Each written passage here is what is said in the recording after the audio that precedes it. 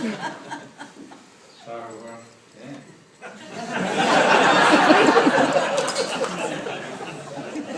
Here I've got oh, it's in the top pocket, that's right. So, does this match the scarf? Yeah, I mean, my wife selected it for me. I'm not normally seen with a scarf. Alright, here we go.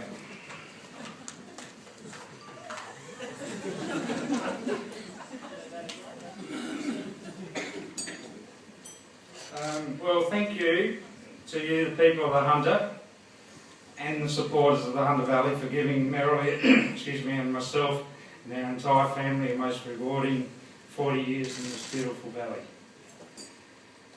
And thank you for this recognition, which is as much, if not more, an acknowledgement of the contributions of Merrily and more recently Jeremy and Sally, who along with their families and all our staff is the Scarborough Wine Company. For those of you who are not aware or don't recall, I will give you a brief summary, and this won't be a Patrick Hall rerun. So I've tried to break this up into decades. I must say I had a bit of trouble remembering some of this stuff. The 60s. I graduated from Roseworthy College in South Australia in '69. That was after 4 years there. And I figured that by that time, both myself and Roseworthy College had had enough of each other.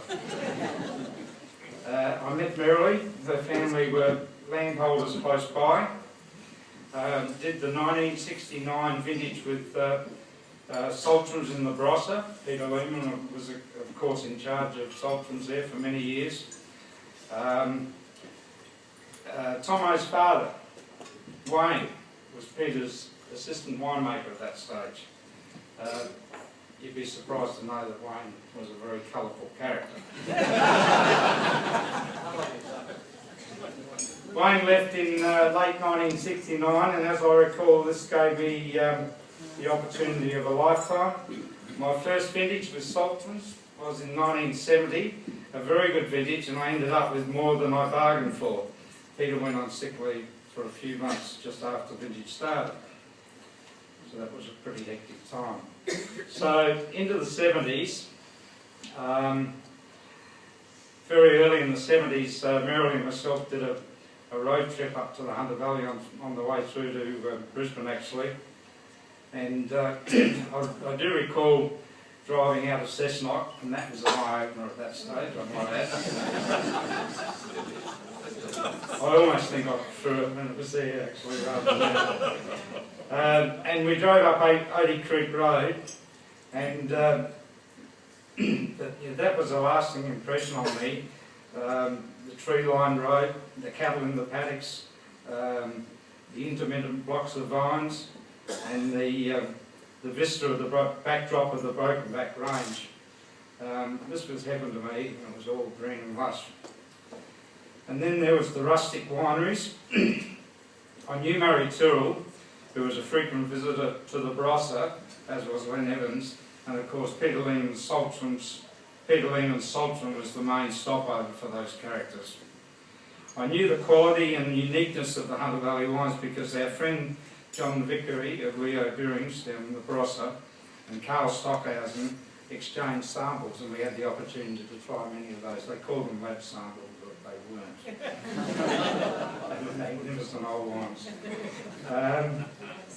So with all that, I just knew that this area was for us. In late 1971, an opportunity arose as a winemaker in the Hunter Valley, so we shifted. Jeremy was only a few months old at that stage. The 1972 vintage was a good one, and it's a complete contrast to the majority of the 1971s. I wasn't here during the 71, but I saw the results of the vintage, and quite frankly, apart from a few notable exceptions, it was an absolute disaster. And I just didn't really realise how bad it could get, and I think we've all learned a lesson from that particular vintage.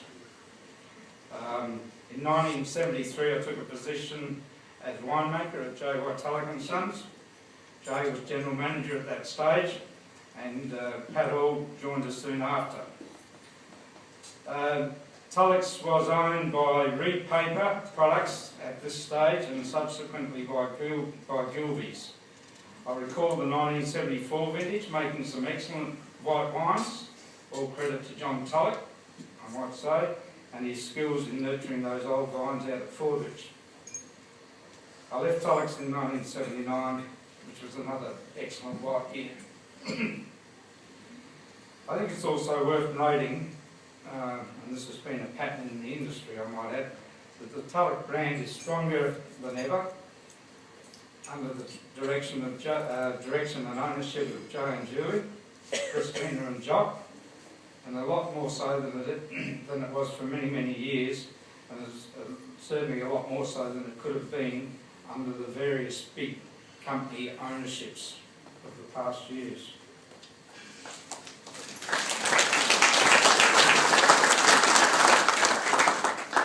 The early 80s was a very interesting time for us, to say the least. We had an equipment business, and our partner was Andrew McPherson. Now, a lot of you people would know Andrew McPherson. He still runs a very successful operation down in Victoria. So we had some good times with Andrew, and we're still good friends. The business supplied short-term rental and contract equipment to the wine and fruit juice industries. We did a lot of work here in the Hunter Valley, but it did take us all over Australia, New Zealand and further than that. This whole project that we had with equipment and so on was strongly supported by a chap called Tim Lang. Many of you would remember his skills and forward vision in process equipment and technologies, and was the driving force from a technical point of view behind the Hungerford Hill brand. And of course, Hungerford Hill at that stage was one of the biggest wine companies in Australia and a major player the whole way around Australia. At the same time, while we were running this business, during the 80s, Merrily and myself were developing our Gillards Road vineyard house and the winery cellar door. We'd purchased this property from Hungerford Hill in 1979 actually. I was also working with various wineries including Peterson's, Oakvale, Hungerford Hill and Richmond Grove. Richmond Grove of course was part of the Wyndham Estate Group in those days, and I particularly helped to build the winery there over on Hermitage Road. So the 90s, we released our first wine towards the end of 1990. Now mature stock, it was the 1987 Chardonnay and Pinot, and we've been able to continue our sales pattern generally with releasing that same line at about 3 to 4 years of age. At the same time, Merrily and myself spent a lot of time in California with our equipment business. We subsequently sold the business, and most of the equipment in 1995. I've still got one little filter left. This allowed us to concentrate on the wine brand back home. Excuse me, we focused on cellar door sales, Sydney, Melbourne, Brisbane restaurants, and some premium retail outlets. We found out that our presence at all these venues was critical, and still is, I might add, and we dealt directly with all of these, and we still do today. So up to the 2000s, well, just more of the same really, growing, making, selling and brand building. Jeremy firstly, and then Sally joined the business during this decade, and I guess this was always what we hoped for. The Scarborough Wine Company is very much a family business. So then we just jump up to 2000, or roughly 2009 and 2010 onwards. Growth has been really good and steady between 2000 and 2008. Without external capital, growth in the wine industry is tough going. I'm sure a lot of you guys out there know that. Banks and financiers cause us a lot of grief and sleepless nights. The funds for stock and equipment were enormous and endless, and they still are. But in more recent years, there's been a rewarding good growth in sales and profits, and growth in sales and profits, both of which are essential to go forward. Cellar door and wine club sales are strong, as it is all our other outlets. It is gratifying that we now have excellent vineyards, both owned and on a handshake long-term contract, production facilities to allow for increased steady growth, and high quality equipment second to none. And I think this is probably my biggest weakness and passion is the winery. And I meant to check with Jeremy whether he'd actually told Merrily that we bought her a new press the other day.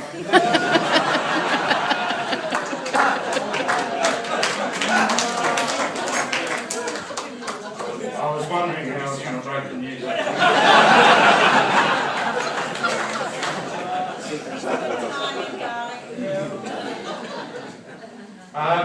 But apart from that, of course, we've got now two impressive cellar doors, which is the face of what we do. So now, we still have a lot of work to do, but with the proper direction in the marketplace, wherever that might be, a close eye on quality, style and consumer preferences, I think we can look forward to good times, even though we all know it's going to be pretty tough out there from now on. None would have been possible without the dedication of Merrily from the outset, and more recently Jeremy himself. We've also had great and generous support from many hunter friends, and thank you, you know who you are. Okay, here's a little thing that might attract a bit of attention. We are a Hunter Valley wine company. I would ask, as we do, that we all give priority to fruit supply from our dedicated hunter growers. Pay them a good price for quality fruit and work with them to achieve even higher standards. If they are successful, we will be as well, and our hunter brand will be enhanced. But if it is necessary to outsource fruit supply, and I'm never anybody to tell anybody else how to run their business, I question the wisdom of promoting and focusing on other wine regions right here in yours and mine, the Hunter Valley, the oldest and best in Australia.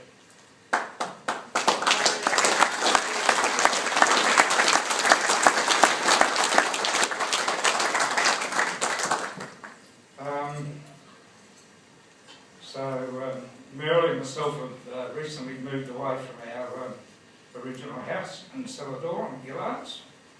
We're making plans up there to develop an extended and exciting cellar door. For Merrily, it's a chance to enjoy the grandchildren, play cards with friends, visit our mothers, and there's been talk about overseas trips, but we did that a few weeks ago when we were in Tasmania.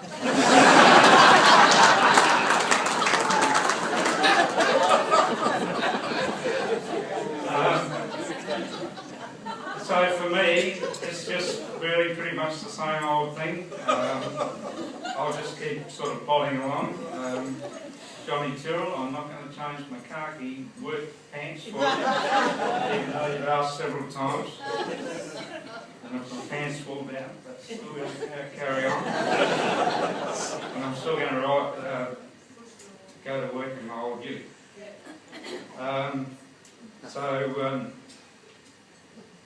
That's all the things that I enjoy, so they're going to stay exactly as they were. So thanks very much to the old Hunter Valley Wine Industry Association and the Hardworking Legends Committee, who had the vision and put this project